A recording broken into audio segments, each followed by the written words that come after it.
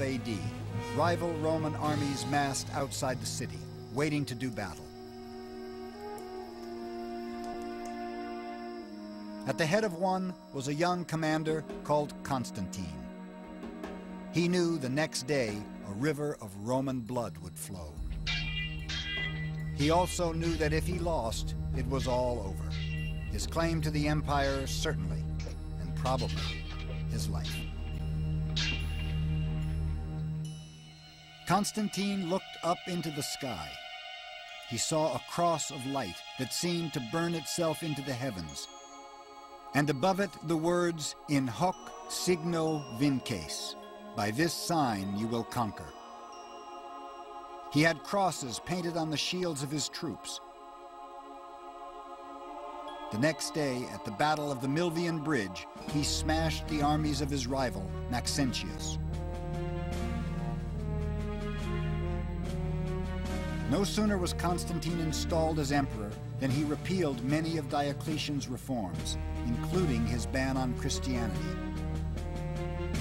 But he went even further, declaring himself a Christian. Romans were stunned. Most thought Christianity was just another weird Eastern sect. Suddenly, their new emperor had declared himself a cult member.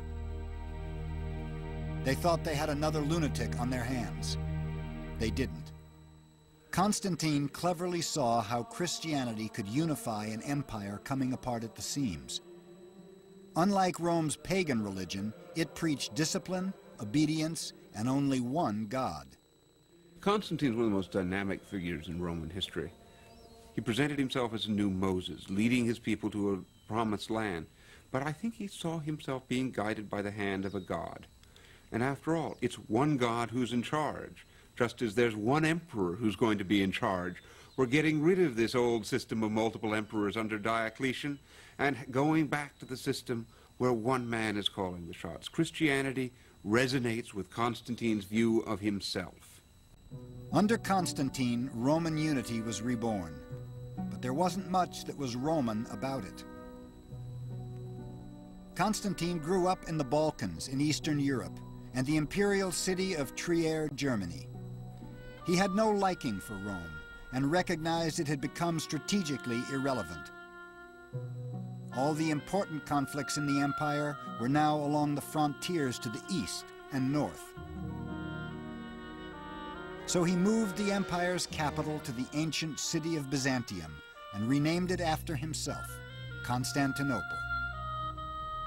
The foundation of Constantinople is, I think, one of the most important moments in the history of the Roman Empire.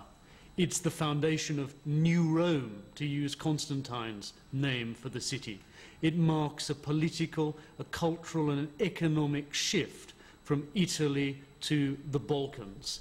The Roman Empire now will be centered not in the west, but in the east. Constantine abandoned the traditional trappings of a Roman emperor and ruled like an Oriental sultan from his palace in modern Turkey. His power was absolute. His piety, and some say his vanity, knew no bounds. Pagans were a little more doubtful about Constantine's piety. One pagan story said that Constantine converted to Christianity because, having murdered his son and had his wife suffocated in a hot steam bath, he was desperately in search of a religion that would give him forgiveness.